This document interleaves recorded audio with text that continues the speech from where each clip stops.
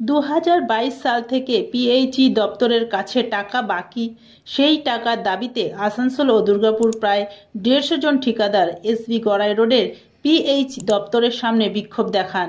পিএইচির ঠিকাদার পার্থ ব্যানার্জি এবং অসিত মণ্ডল জানান, 2022 সালের নির্বাচন থেকে শুরু করে 2024-এর লোকসভা নির্বাচন এবং গরমকালের সময় জল সরবরাহ করার সমস্ত টাকা বাকি রেখেছে পিএইচ কর্তৃপক্ষ। পরিস্থিতি এমন অবস্থায় পৌঁছে গেছে, তাদের খাবার বা শ্রমিকদের মাইনে দেবার ক্ষমতা নেই। তাদের দেওয়ালে পিঠ ঠেকে যাবার কারণে তাদের বিক্ষোভ কর্মসূচি।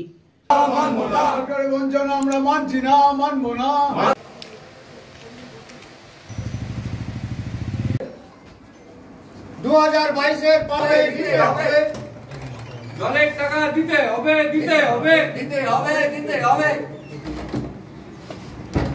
দিতে হবে, দিতে হবে। 2024-25-এর জেজেএমের টাকা দিতে হবে, দিতে হবে, দিতে হবে।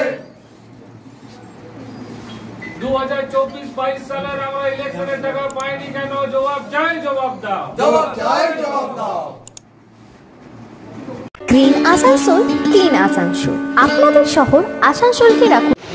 আমাদের west Bengal medical and sales representative ইউনিয়নের 42তম প্রতিষ্ঠা দিবস।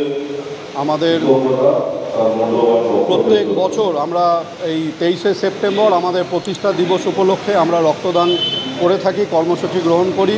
এই বছরও আমরা আমাদের এই রক্তদান কর্মসূচি এখানে অনুষ্ঠিত করছি সিএমসি ক্লাব প্রাঙ্গণে।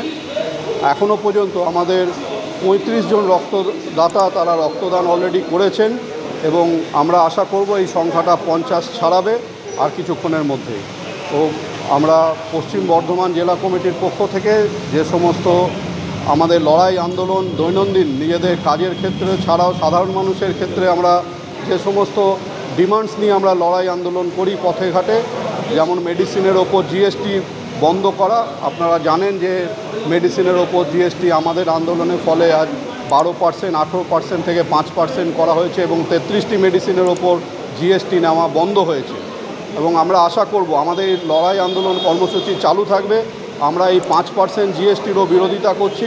মেডিসিন এবং মেডিকেল ডিভাইসের ওপর আমরা চাই যে কোনো রকম জিএসটি নেওয়া যাবে না। আমরা আমাদের প্রতিবাদ কর্মসূচির সাথে আমাদের প্রতিষ্ঠা দিবস উপলক্ষে আজকে আমরা এই কর্মসূচিও নিচ্ছি। আমরা রক্তদান কর্মসূচির মাধ্যমে আমাদের 42তম যে আমাদের প্রতিষ্ঠা দিবস সেটা আমরা উদযাপন করছি। আমার নাম সঞ্জয় সান্যাল, পশ্চিম বর্ধমান জেলার WBSRও সহসভাপতি।